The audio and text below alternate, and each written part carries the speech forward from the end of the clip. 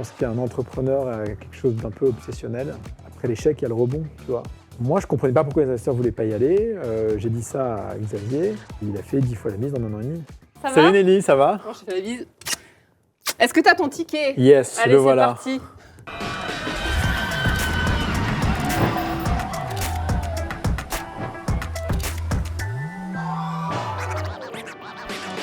Ouh là là.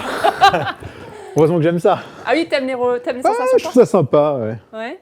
Tu vas souvent à Disney? Et non, mais la dernière fois, on était parti au Japon et à côté du mont Fuji, il y a un énorme parc d'attractions avec des énormes roller coasters. Et on avait ça avec les enfants et c'était dingue. Donc tu es un fan de sensations fortes. Non, mais quand je me dis que c'est assez sécurisé, je suis prêt à prendre le risque, tu vois. Voilà. Bon, j'ai reçu ton dessin. C'est le bordel. Ouais. Il n'y a pas trop de continuité, mais tu vas nous expliquer tout ça. Mhm. Est-ce que déjà tu peux raconter à l'audience qui est Jean? Ah, c'est une bonne question ça. Je m'appelle Jean-Laurent Brochard.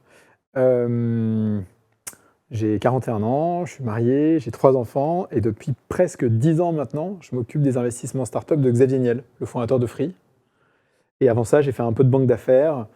Et avant ça, j'ai tenté péniblement de suivre des études voilà, et de naviguer jusqu'à trouver ma voie. Alors, t'es prêt, t'es dans le wagon, installé. Ça y est. C'est parti. Ouais. 1983, c'est le bazar. Ouais. Date de naissance, août 83. 25 août 83. Même date que Xavier Niel d'ailleurs, sauf que c'est pas la même année. Et la raison pour laquelle c'est le boxon là, c'est parce qu'en gros, de 0 à 25 ans, pour moi, ça a été chaotique, avec 2 phases. 0-16 ans où j'aimais pas l'école, je m'embêtais, j'étais derrière, j'étais dernier, mais du coup, pour pas me faire voir, j'étais hyper calme, hyper introverti, pas trop de copains, pas trop confiance en moi. Et puis à 16 ans, mon père m'a demandé de faire son site internet pour son restaurant. Il m'a donné un bouquin, parce qu'à l'époque, on apprenait sur des bouquins. Il m'a fait un bouquin de 500 pages, il m'a dit « Tiens Jean, voilà un bouquin, apprends à faire des sites internet et fais-moi mon site internet ».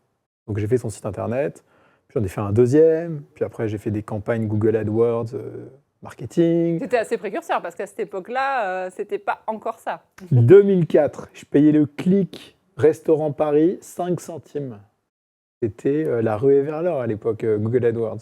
Si tu parallélises avec aujourd'hui, on est à... Aujourd'hui, je pense que le même clic doit te coûter entre 3 et 5 euros, tu vois. Ça se rentabilise beaucoup moins bien. Donc, ouais, de 0 à 16 ans, donc chaotique. 16 ans, il me donne ce bouquin, j'apprends à faire des sites internet.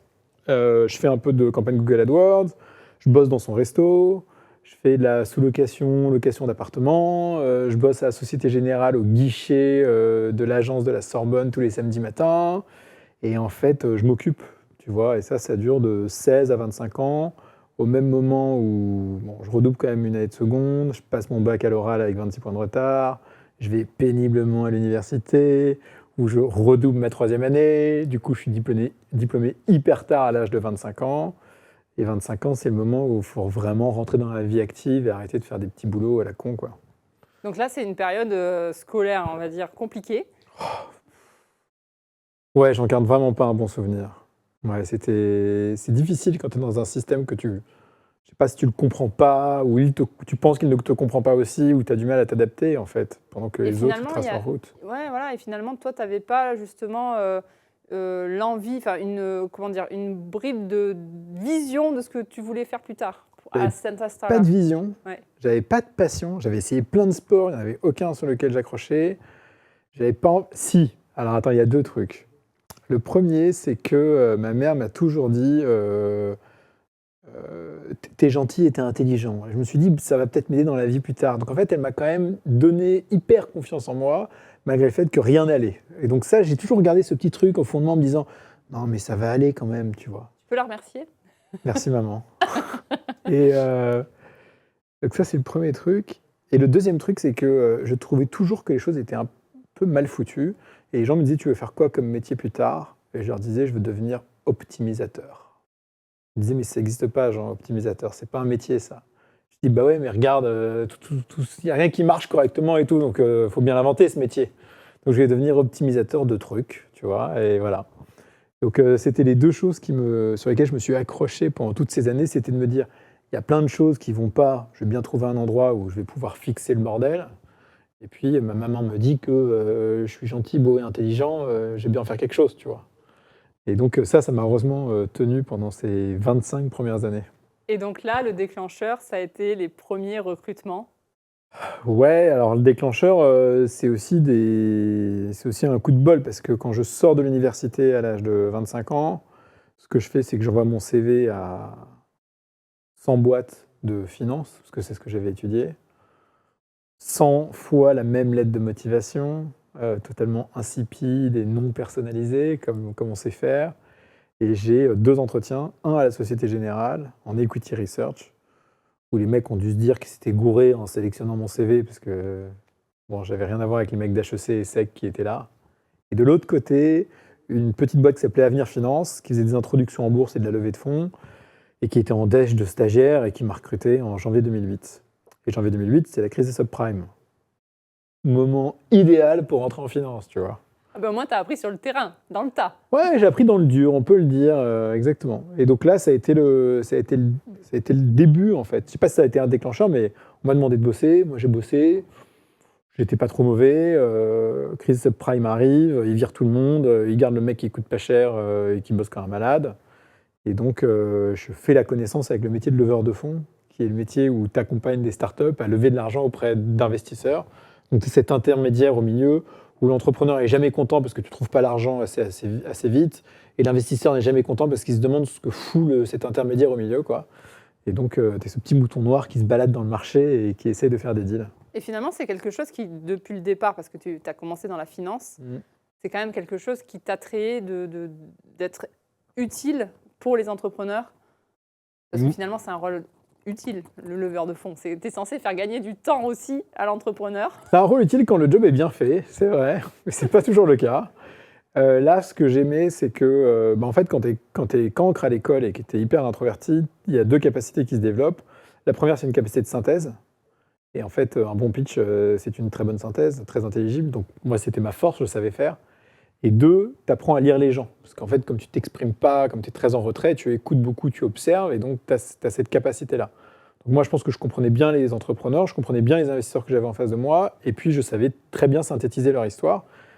Après, une très grosse difficulté, c'est que quand tu es leveur de fonds, il faut que tu appelles les investisseurs, tu prennes ton téléphone.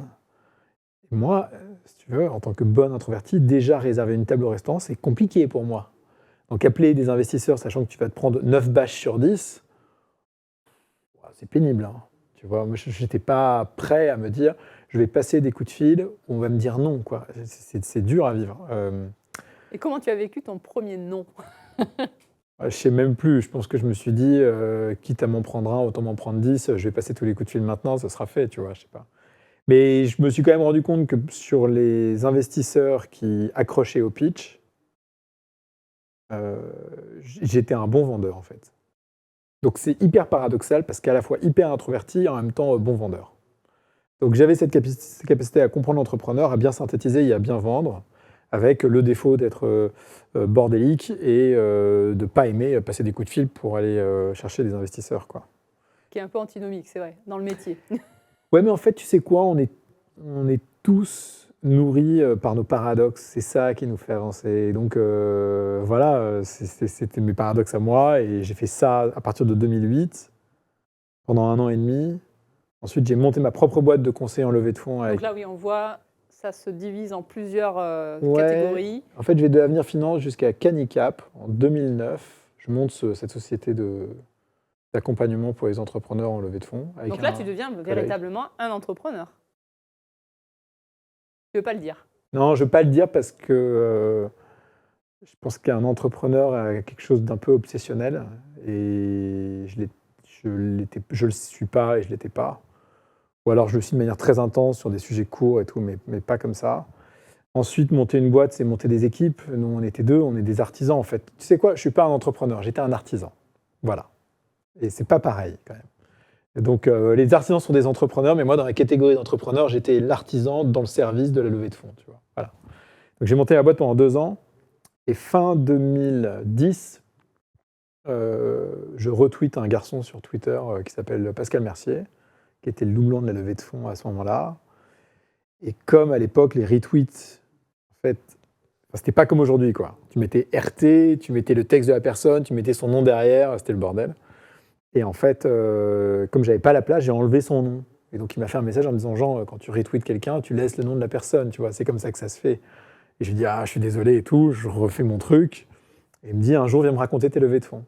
Et on se rencontre, et il me dit, qu'est-ce que tu veux faire plus tard? Et je lui dis, moi, je veux que le numéro 1 m'embauche, donc embauche-moi, quoi. Il me dit, je close un deal et je t'embauche. Et il a closé un deal, et à l'été 2011, il m'a embauché. Donc ça vaut le coup de faire des tweets à l'époque. Ça vaut le coup de faire des tweets, ça vaut le coup de se remettre en question quand la personne que tu as tweeté et que tu as oublié de mentionner te le signale aussi. Voilà, c'est important. Et c'est important parce que, tu vois, c'est des petites remises en question. Tu vois, il te tape sur les doigts, il faut que tu avoues que tu as fait une bêtise. De la même manière que en 2008, quand j'ai commencé à lever de fonds, j'ai accompagné une boîte qui s'appelait Jamendo. Et c'est pas un deal qui s'est bien passé, malheureusement, on n'a pas réussi à lever de l'argent. Et le fait d'avoir développé de bonnes relations avec les entrepreneurs et d'avoir donné le maximum pour réussir, ils s'en sont souvenus. Et donc, au moment où je rejoins Pascal Mercier, c'est ce que tu vois sur le dessin, au même moment, Sylvain, l'un des fondateurs de Jamendo, me présente les fondateurs de Capitaine Train. Et Capitaine Train, c'est à l'origine d'énormément de choses pour moi, en fait, dans ma carrière après. Plein de points qui se connectent. Parce que c'est mon premier deal chez Pascal Mercier, qu'on me donne justement parce que je bosse avec Pascal Mercier. Et à l'époque, quand j'ai le Capitaine Train à lever de l'argent, il y a tellement de choses sur cette boîte. Par où commencer? La première, c'est que c'est l'une des rares boîtes que j'ai accompagnée dans laquelle je croyais le plus et dans laquelle les investisseurs à qui je la présentais n'y croyaient pas. Ils me disaient, putain, c'est pas possible, ils sont pas bons, quoi. Pas les entrepreneurs, les investisseurs. Je me suis dit, mais moi, en fait, je pense que je peux faire leur métier, je peux le faire mieux qu'eux. Donc, tu vois, tout d'un coup, tu as cette confiance que tu peux faire ce métier d'investisseur, alors que jusqu'à présent, ton métier, c'était d'aller les rencontrer, de leur présenter des deals, quoi. Donc, il y a eu ce premier effet. Le deuxième, c'était que j'ai présenté le deal à Akima Ventures, donc le fonds que je dirige aujourd'hui. Et quand je les ai présentés à Akima Ventures, Jérémy Bérébi, qui était mon prédécesseur, m'a dit « Je suis désolé, Jean, on ne peut pas investir. Xavier a gelé les investissements il y a quelques jours, et donc pour l'instant, ce n'est pas le moment pour nous d'investir. » Si Kima avait investi, j'aurais jamais présenté l'opportunité à Xavier a posteriori. Donc c'est fou qu'à quelques jours près, en fait, le deal ait été bloqué, alors que Jérémy avait envie de le faire et que Xavier a toujours apprécié Capitaine Train comme entreprise, quoi. Donc finalement, c'était une opportunité que tu as saisie, qui t'a permis d'ouvrir d'autres champs par la suite, finalement. Ouais, et puis beaucoup de choses qui se sont interconnectées, parce que du coup, Kima n'investit pas, et puis un peu sur le fil du rasoir, j'arrive à faire rentrer Index Venture dans le capital de la boîte. Et c'est Index Venture qui, en 2013, quand je décide d'arrêter la levée de fonds, donc on est en 2013. 2013, ça fait maintenant presque 6 ans que je fais ce métier-là. La difficulté de la levée de fonds, c'est que tu accompagnes des entrepreneurs dans lesquels tu n'aurais pas particulièrement investi si tu avais été investisseur. Et donc, ça demande une abnégation qui est assez particulière. C'est-à-dire qu'en fait, tu prends part à des projets qui ne sont pas forcément, dans la majorité, validés. Oui, et qui peut-être sont validés par d'autres, mais qui, toi, ne te plaisent pas forcément, mais tu sais que tu vas réussir à lever de l'argent pour eux, et ton job, c'est de les accompagner. Donc, il faut faire preuve d'abnégation par rapport au fait que ce n'est pas un deal que toi, tu aurais fait, quoi. Il faut aimer, faut avoir un attrait pour soit le métier de la vente, soit l'argent beaucoup plus important que moi, je ne l'avais à l'époque. Donc, je me suis dit, je vais arrêter la levée de fonds, je vais me mettre de l'autre côté investisseur, je pense que j'en suis capable. Et donc, je suis allé voir tous mes copains investisseurs qui m'ont gentiment dit non. Voilà, t'es leveur de fonds, t'es mignon, reste leveur de fonds, quoi. Et à ce moment-là, j'en parle à Martin Mignot chez Index Venture, qui avait investi dans Capitaine Train et qui m'entendait bien et qui me dit on a mis de l'argent dans un accélérateur de start-up qui s'appelle The Family, je te les présente. C'est août 2013. Je rencontre Oussama, Alice et Nicolas. Et 15 jours plus tard, je claque madame et je les rejoins.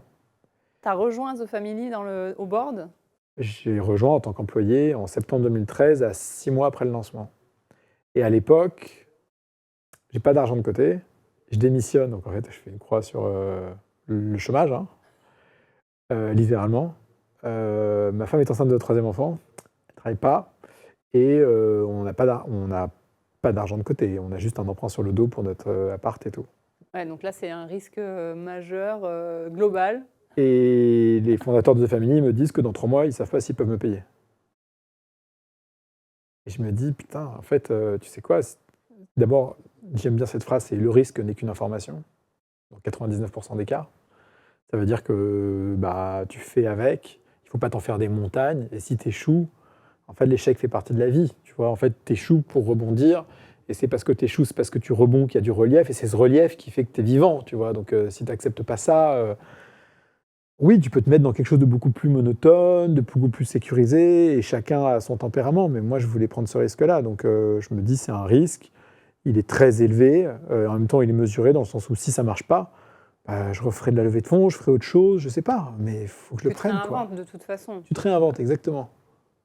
Donc, je quitte la levée de fonds, j'arrive chez The Family, et chez The Family, il se passe, c'est-à-dire qu'on voit plein d'entrepreneurs, on lance des formations, il y a beaucoup d'événements, et moi, tout d'un coup, en fait, je suis mis un peu plus sur le devant de la scène, je commence à écrire sur mon blog, et je commence à être de plus en plus visible. Et en 2014, j'ai le fondateur de Capital Train qui revient me voir, et qui me dit, Jean, on va lever de l'argent, qu'est-ce que tu me conseilles de faire? Et je lui dis, écoute, à l'époque, tu es passé par un leveur de fonds, c'était moi, je pense que c'est une bonne chose, je te conseille de faire pareil, va voir des collègues, ils vont très bien s'occuper de toi.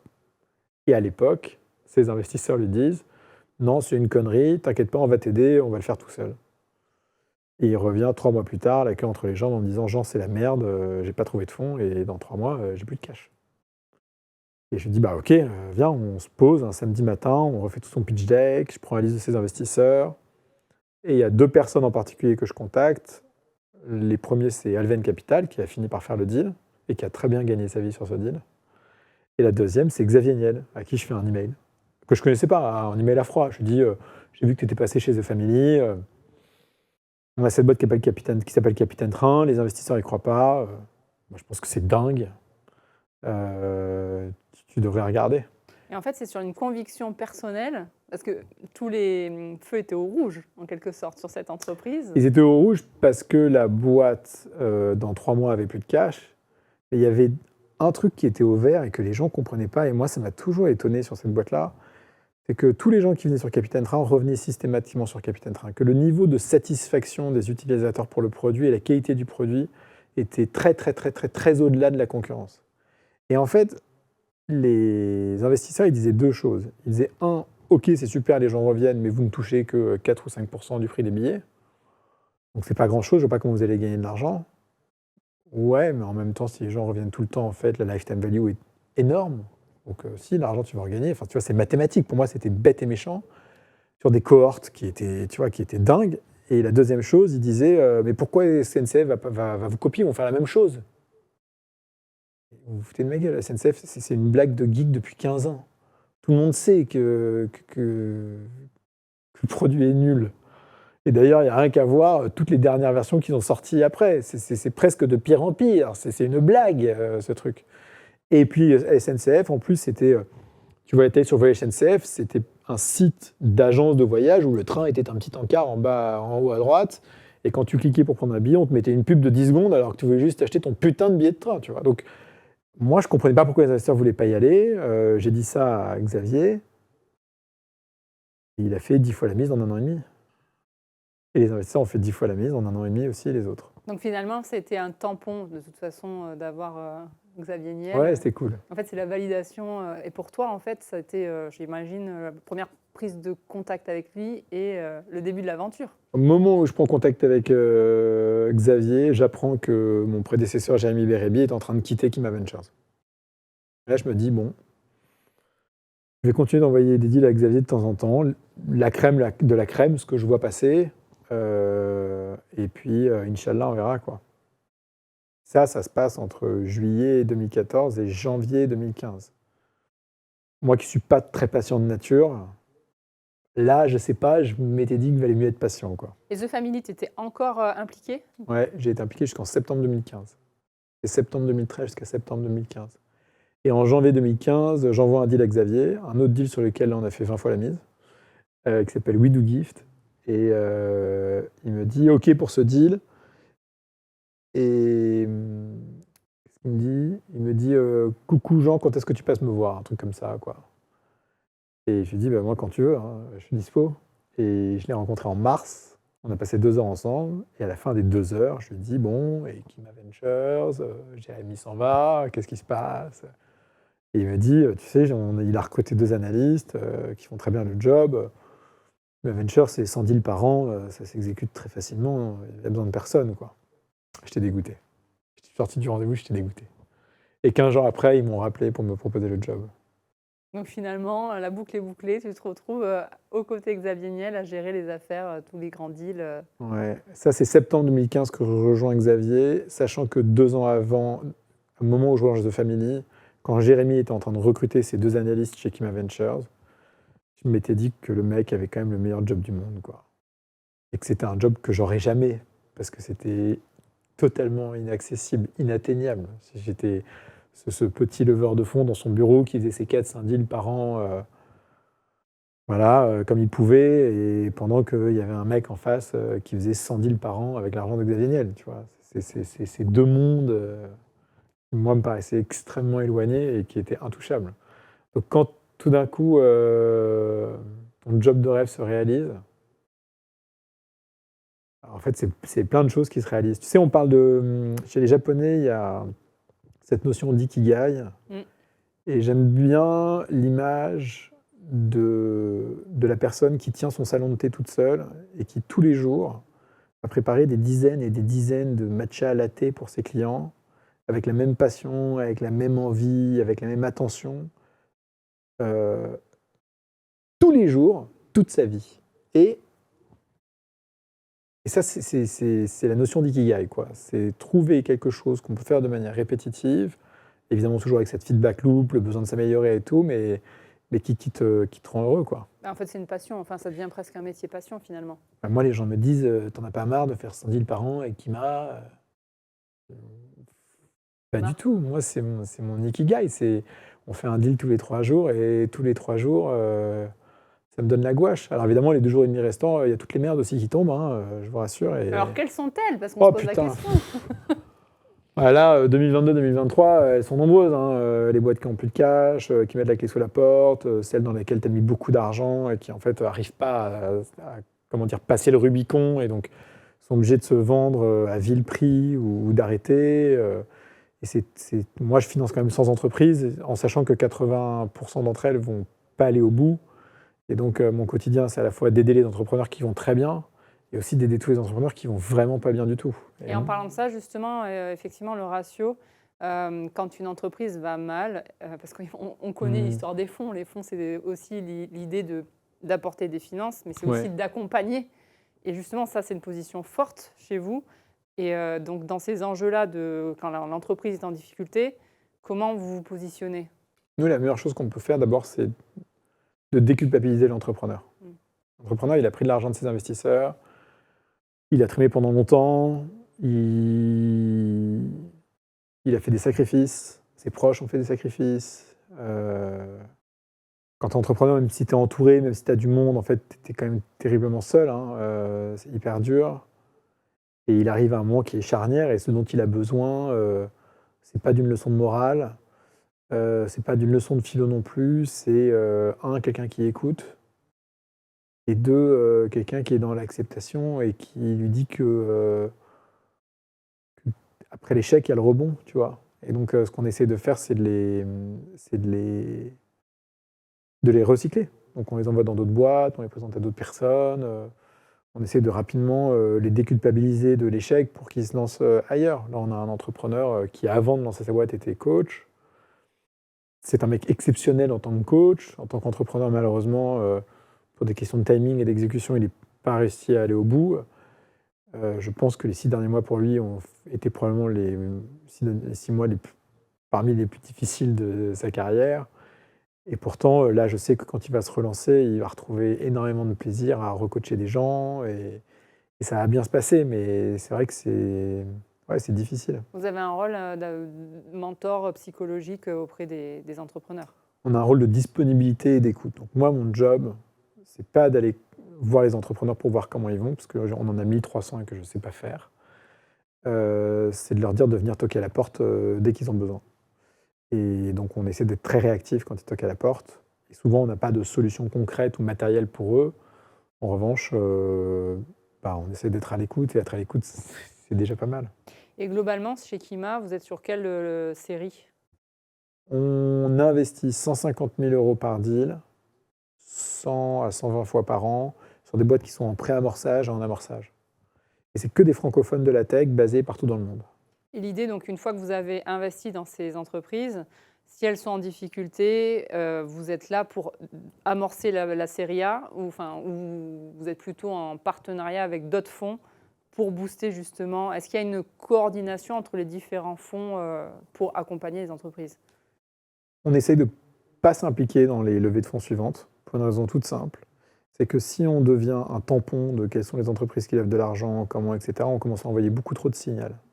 Il y a des entrepreneurs, malheureusement, il y a des entrepreneurs qui mériteraient toute notre attention parce que ce qu'ils font est extraordinaire. Il y a des entrepreneurs qui la méritent moins parce que malheureusement, ils ont du mal à passer les étapes. Le moins on s'initie dans leur levée de fonds à venir, dans l'ensemble du portefeuille, le moins on envoie de signal, le plus ça maximise les chances de l'ensemble du portefeuille. Alors c'est difficile pour ceux qui en fait, veulent être accompagnés en disant présente-moi des fonds.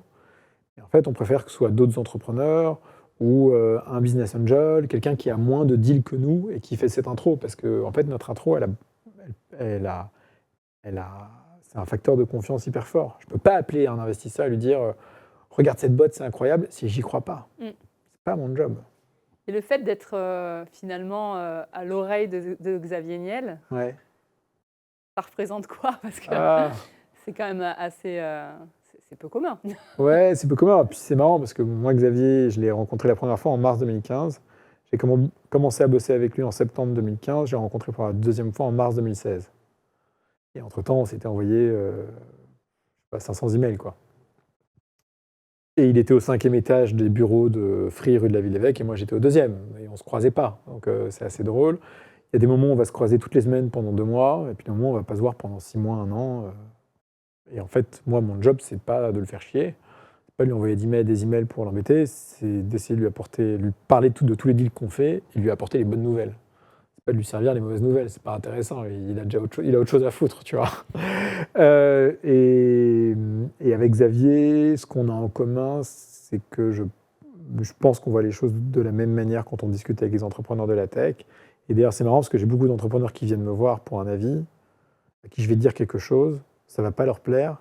Ils vont aller voir Xavier va leur dire exactement la même chose. Ils vont dire, bah merde, en fait, c'était pareil, quoi.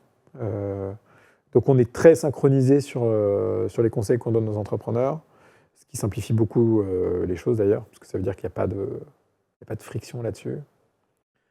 Et après, c'est un garçon qui fait quand même 1000 choses à la minute, quoi.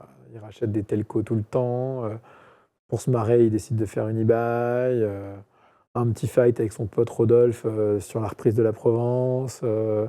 Et puis, quand c'est pas la Provence, c'est Nice Matin. Et puis, quand c'est pas Nice Matin, c'est de l'immobilier. Et puis, quand c'est pas de l'immobilier, c'est les fondateurs de Mistral qui viennent le voir dans son bureau pour lui raconter ce qu'ils vont faire. Et quand c'est pas ça, c'est la semaine dernière, c'était Daniel Ek, le fondateur de Spotify, qu'on voyait. Enfin, tu vois. Et en fait, c'est dingue parce qu'il fait énormément de choses, il voit énormément de gens et en même temps, il traite 1000 emails par jour et il répond à tout le monde, quoi. Il est choquant d'efficacité. Je valide d'ailleurs. Ah ouais, on l'attend. Il m'a dit qu'il n'aimait pas trop les roller coasters, mais là, on l'attend pour partager. Il dit que c'est pas trop son truc. Et puis la problématique, c'est que dès qu'il accepte quelque chose comme ça, du coup, après, les gens lui disent « Ah, mais t'es allé chez un tel et pas chez moi, mais pourquoi ?» Et parce que nous, c'est mieux. Bien sûr, mais malheureusement, tout le monde le dit. Donc là, on est chez Kima. Ouais. Donc ça, c'est 2015. 2015. Ouais. Et depuis 2015, tu es chez Kima. Depuis 2015, c'est le bonheur. En fait. Depuis 2015, j'ai trouvé mon ikigai, tu vois. Et je l'ai fait, ça fait 10 ans, et je suis prêt pour les 10 prochaines.